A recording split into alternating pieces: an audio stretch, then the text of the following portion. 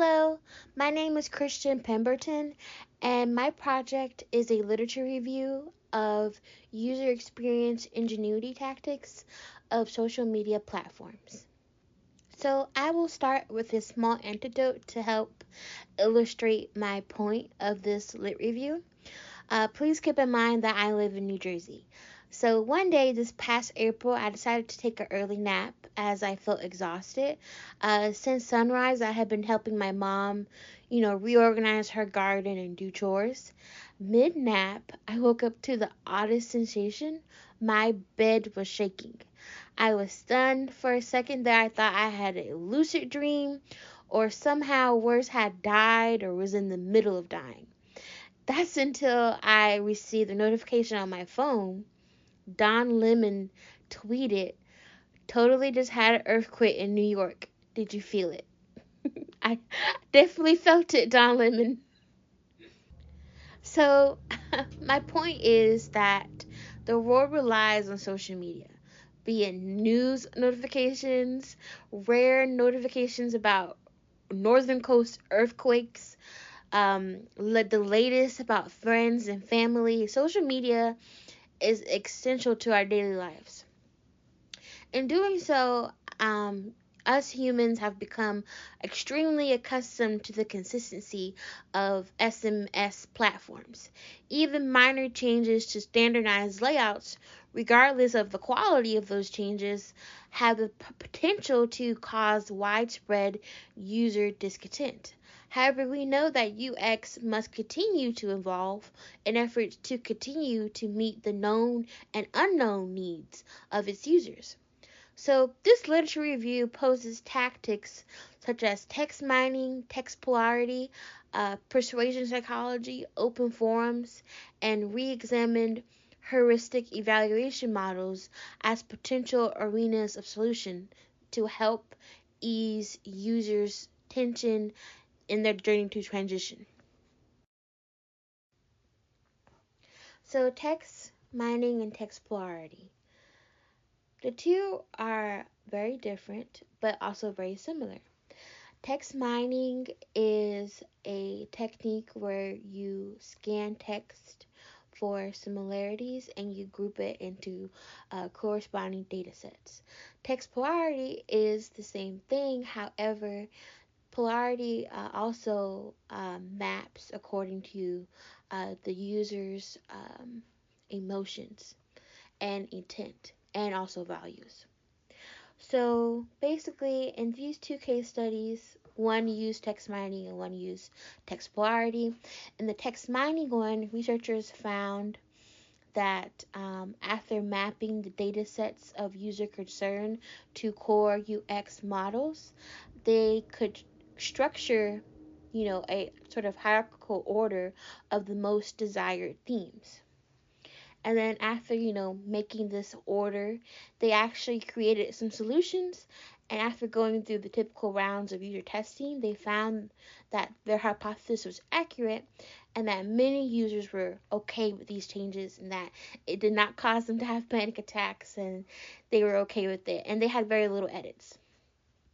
Similarly, in 2020, another group of researchers found that text polarity was helpful in easing user tension or intimidation regarding the change of SMS sites.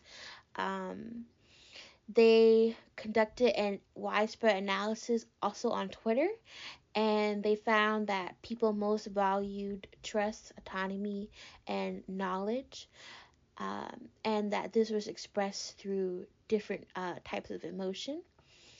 From there, the study concluded showing that text polarity is a ideal method as they were able to gain attitudinal from Twitter users, and the users concluded with their findings of the emotional um, research. So overall, they suggest these methods as finding a good starting place for change that will be most acceptable to users' daily lives. So, on to persuasion psychology. In the height of the coronavirus pandemic in early 2020, one infamous social media app captivated the attention of many users stuck at home, being TikTok. Millions of people from vastly different backgrounds all fled to the app.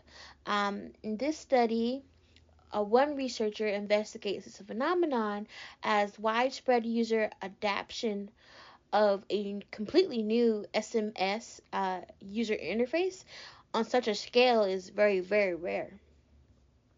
He found that contributors for the grand adaptation are humor, short form videos that grasp users' attention span, and also user curiosity. As TikTok at that time, everybody was talking about it and it gained a lot of buzz.